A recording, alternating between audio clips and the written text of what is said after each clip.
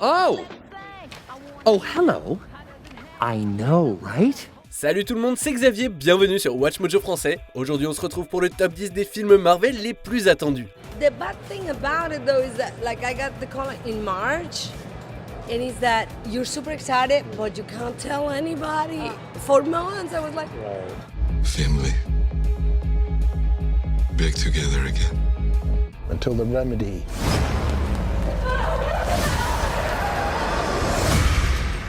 Is worse than the disease. Pour cette liste, on va regarder un peu les films Marvel dont le développement est confirmé en ce début d'année 2021, en gardant à l'esprit qu'on en verra certains plutôt que d'autres, évidemment. Dites-moi un peu dans les commentaires quel film Marvel vous avez vraiment hâte de voir. Numéro 10, Eternals.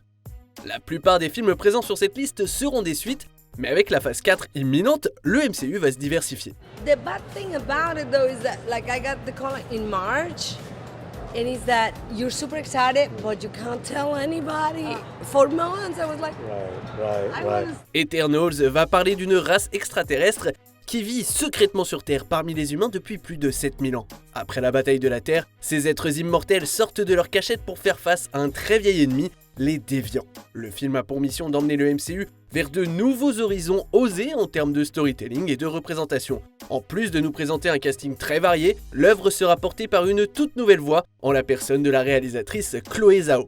Zhao, qui n'a rien à voir avec la chanteuse de R&B, était déjà à la baguette du splendide Nomadland, sorti en 2020. J'ai hâte de voir ce que va donner son passage d'un projet à 7 chiffres en lice pour des récompenses à un blockbuster de plusieurs centaines de millions de dollars. Really? Well, I think so, but I only know what they tell me. Numéro 9, Shang-Chi and the Legend of the Ten Rings.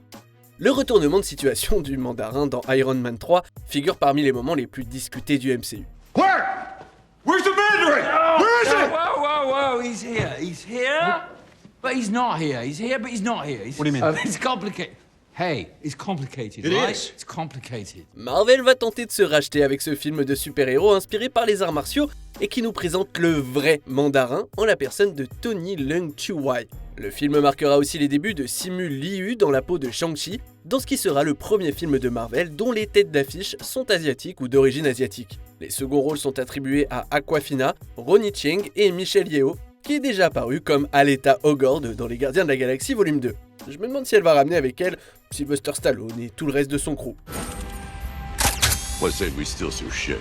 Quoi qu'il en soit, le réalisateur Destin Daniel Cretton aura de quoi faire. Comme pour Chloé Zhao, le CV de Cretton se pare de quelques pépites indées, comme States of Grace, sorti en 2013 et dans lequel figure une Brie Larson pré-Captain Marvel. That's not even the point, Jack. Did you read my report? Numéro 8, Les Gardiens de la Galaxie, volume 3. What do you know? If I tell you, you'd know too. If it's so important, shouldn't I?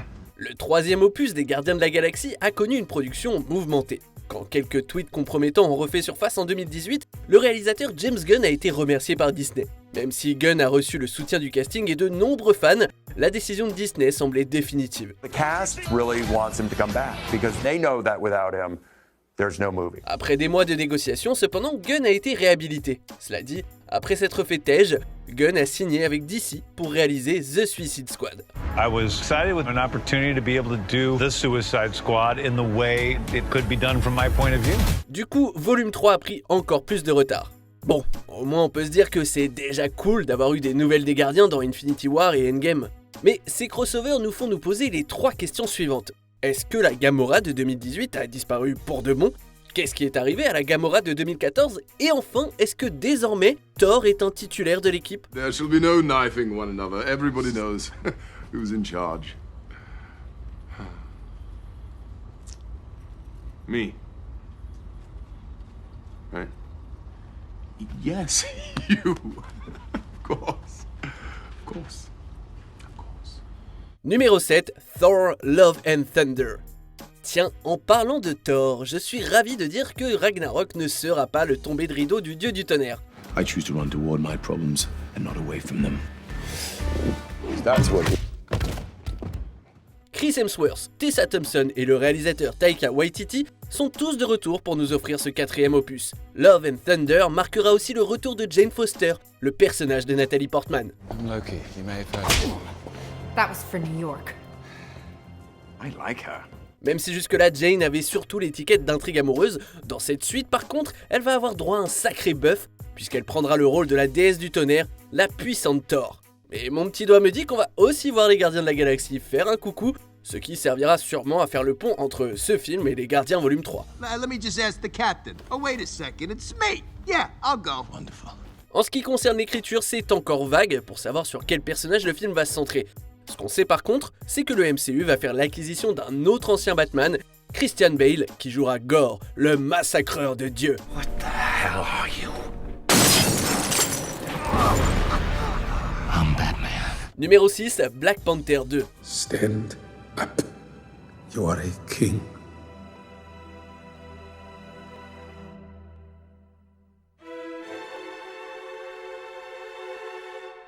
Le monde a perdu un roi en août 2020 quand Chadwick Boseman a succombé à son cancer du côlon. Boseman a laissé derrière lui une œuvre riche dans son ensemble, dont le rôle de T'Challa sera sans aucun doute éternellement vu comme son rôle le plus emblématique. Black Panther 2 aspire à enrichir la mythologie du Wakanda, tout en rendant hommage à la mémoire de Boseman. On est encore dans le flou et on ne sait pas vraiment comment le film va aborder le décès tragique de Chadwick, mais le réalisateur Ryan Coogler et son équipe sont déterminés à respecter l'héritage de l'acteur. Le rôle ne sera pas réattribué et la suite n'utilisera pas de double numérique. Just don't freeze when you see her. What are you talking about? I never freeze. Shuri devrait avoir un rôle largement plus important, ce qui nous laisse penser qu'elle devrait porter le costume de Black Panther. Enfin bon, on en saura plus quand le tournage du film aura commencé, celui-ci étant programmé à juillet 2021. Soyez sûr qu'on en reparlera. In my culture, death is not the end. It's more of a stepping off point. Numéro 5, Doctor Strange in the Multiverse of Madness. Est-ce que vous vous souvenez dans Spider-Man 2 quand le nom de Doctor Strange a été évoqué? Guy named Otto Octavius winds up with 8 limbs. What are the odds? Hoffman! Yeah? What are we gonna call this guy? Dr. Octopus. That's crap. Science Squid? Crap. Doctor Strange. That's pretty good. But it's taken. Eh bah, il en a fait du chemin ce nom puisque nul autre que Sam Raimi va réaliser le film Multiverse of Madness. Qui sait, peut-être que ce film va faire que les films Spider-Man de Sam Raimi vont entrer en collision avec le MCU. Mais j'y reviendrai plus tard. Ce film, ce n'est pas juste le retour de Sam Raimi dans le genre des super-héros, mais c'est aussi son retour à ses racines, l'horreur. C'est un changement de direction artistique certes, mais la marque de comédie d'horreur de Raimi colle vachement bien au MCU je trouve. Et si vous kiffez WandaVision, vous serez content d'apprendre que la sorcière rouge va aussi y jouer un rôle. Oh no, too much. Oh no, not enough. Bien sûr, la véritable question c'est est-ce que Bruce Campbell va faire une apparition? Je paierais cher pour voir Ash Williams dans la peau de Mister Sinistre. What's your name, kid? The Human Spider. The Human Spider, that's it? That's the best you got? Yeah. Oh, that sucks. Numéro 4, Black Widow. S'il y a bien un film que j'ai l'impression qu'on attend depuis une éternité, c'est Black Widow. So we're gonna talk like grown-ups? Is that what we are? Bon, déjà c'est un peu parce que la sortie du film n'a cessé d'être repoussée à cause de la pandémie du coronavirus. Mais bon, même avant ça, le public réclamait un film dédié à Natasha Romanoff, au moins depuis Iron Man 2.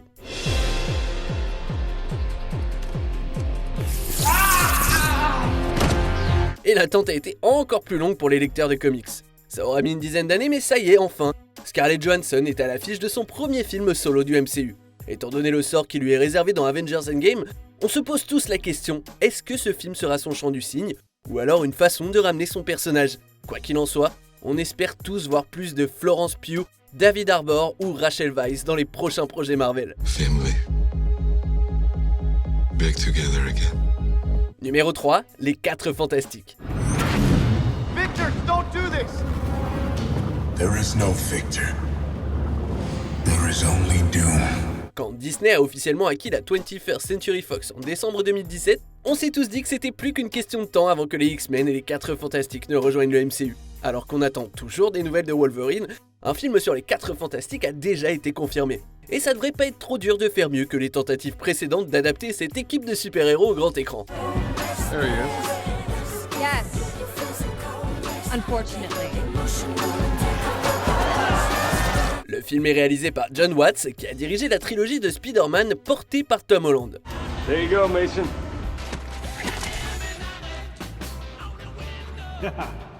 Business is good. D'ailleurs, vu qu'il bosse toujours sur le 3e volet, il se peut qu'on attende un peu avant d'en apprendre plus sur le film des 4 Fantastiques. Pour l'instant, tout ce qu'on peut faire, c'est imaginer le casting parfait. Et franchement, est-ce que ça aurait pas grave de la gueule que Marvel nous offre John Krasinski et Emily Blunt dans la peau de Reed Richards et Sue Storm? Numéro 2, Deadpool 3. On ne sait pas encore vraiment comment les X-Men vont faire leur entrée dans le MCU, même si on peut imaginer que la grande majorité des rôles seront redistribués. Mais il y en a un par contre. Avec l'acquisition de la Fox, le sort de Deadpool 3 était plus qu'incertain.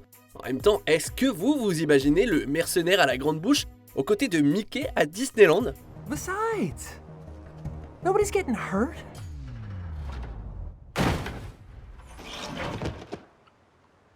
That guy was already up there when I got here. Cela dit, Kevin Feige l'a confirmé début 2021. Deadpool 3 sera interdit aux moins de 16 ans et devrait faire partie du MCU. Évidemment, Ryan Reynolds va reprendre son rôle et va même apporter sa contribution au scénario en collaboration avec les sœurs Wendy Molineux et Lizzie Molineux-Loglin, les scénaristes du génialissime dessin animé Bob's Burgers. You have plenty of time to turn, Tina, so just go ahead, turn one way or the other. You're just swerving back and forth. Turn one way and stick with it, Tina. Le truc relou, c'est que c'est peu probable qu'on voit ce film sortir avant au moins 2022. C'est dans ce genre de moment qu'on aimerait tous pouvoir accélérer le temps. Oh! Oh, hello. I know, right? Whose balls did I have to fondle to get my very own movie? I can't tell you, but it does rhyme with Pulverine. Avant de dévoiler notre vainqueur, voici quelques mentions honorables. Morbius. Jared Leto, dernier acteur à passer de DC à Marvel. Until the remedy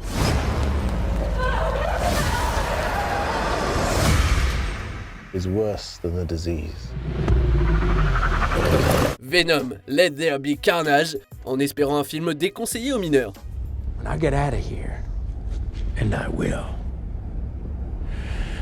there's gonna be carnage.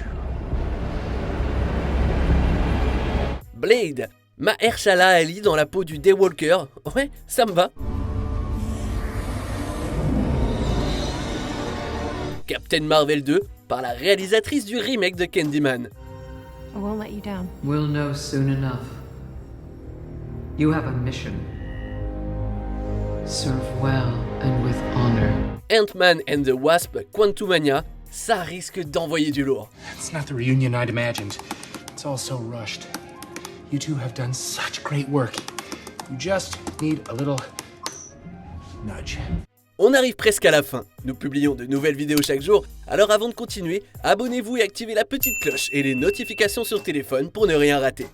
Numéro 1, Spider-Man No Way Home. On a tous eu un petit frisson de plaisir en voyant J.K. Simmons refaire surface en tant que J. Jonah Jameson dans une scène intergénérique de Spider-Man Far From Home. Spider-Man was responsible for the brutal murder of Mysterio, an interdimensional warrior who gave his life to protect our planet and who will no doubt go down in history as the greatest superhero of all time. Il s'avère que ce super caméo, c'était juste la pointe de l'iceberg. Selon plusieurs annonces intéressantes, il semblerait bien qu'on va avoir un vrai film sur le Spider-Verse.